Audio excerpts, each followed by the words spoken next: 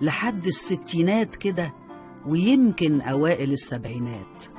كانت معظم الأراضي المصرية بتتزرع بالقطن المصري طويل التيلة، وكانت الكتب المدرسية يمكن لحد التسعينات بتحط القطن باعتباره المحصول المصري الرئيسي، وكان بيتعمل له عيد وطني والناس تاخد أجازة، والحكومة عملت طوابع عن القطن. ما هو القطن ده كان ليلة كبيرة وطويلة وعريضة، وكان ليه بورصة. اسكت، مش كان ليه بورصة؟ وياما ناس اغتنت من وراه، وياما ناس لبست اسود بسببه. القطن كان بيتقال عليه في مصر الذهب الابيض، لانه كان مهم جدا للاقتصاد المصري اكتر من البترول اللي هو اسمه الذهب الاسود. بس ده كان زمان اللي ما بقاش موجود. والقطن دلوقتي يمكن بطلنا نزرعه اساسا في مصر. بس انا يعني حبيت احكي لكم حكاية القطن المصري، مش علشاننا، لا، علشان الناس اللي عاشت وهتموت وكل معلوماتها عن القطن مشهد فيلم الأرض ليوسف شاهين. المصريين من زمان كانوا بيزرعوا القطن عادي جدا. محمد علي باشا، الراجل ده هتلاقيه ناطط في حواديت كتير قوي، فبلاش نزهق منه. ماشي، اوكي، استبينا، اتفقنا. محمد علي باشا بقى جاب مهندس زراعي فرنساوي اسمه لويس جوميل، كان جايبه عشان يحسن زراعة القطن. ايه جوميل ده يكتشف نوع قطن مزروع في جنينة أمير مملوكي شكله غريب، يدرس القطن ده ويلاقيه أجود من القطن المصري الأصلي والقطن الأمريكاني، وإن أصل القطن ده هندي.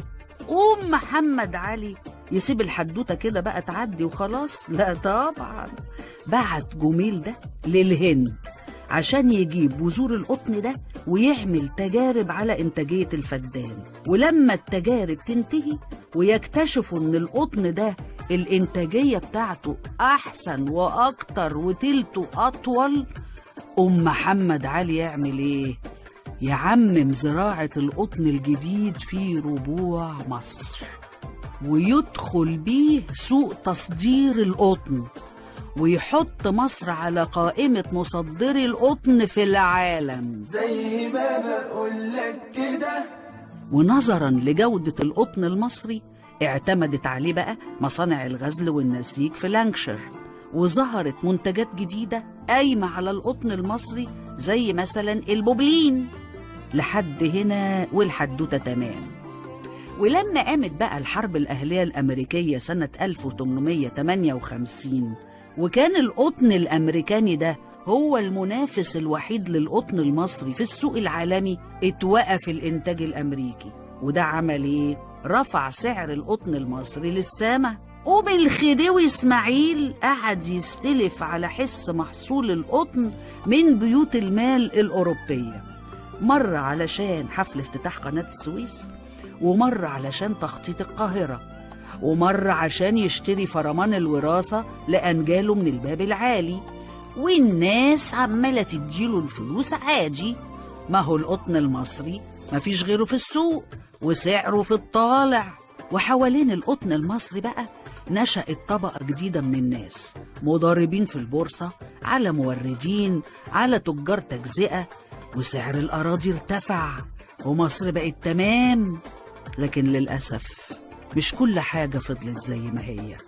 الحرب الأهلية الأمريكية خلصت، وبدأ محصول القطن الأمريكي يرجع السوق، وبدأ سعر القطن بتاعنا ينزل في الأسواق العالمية، وبورصة القطن اتضربت، وكانت ليلة كوبيا على مصر بسبب ديون الخديوي إسماعيل.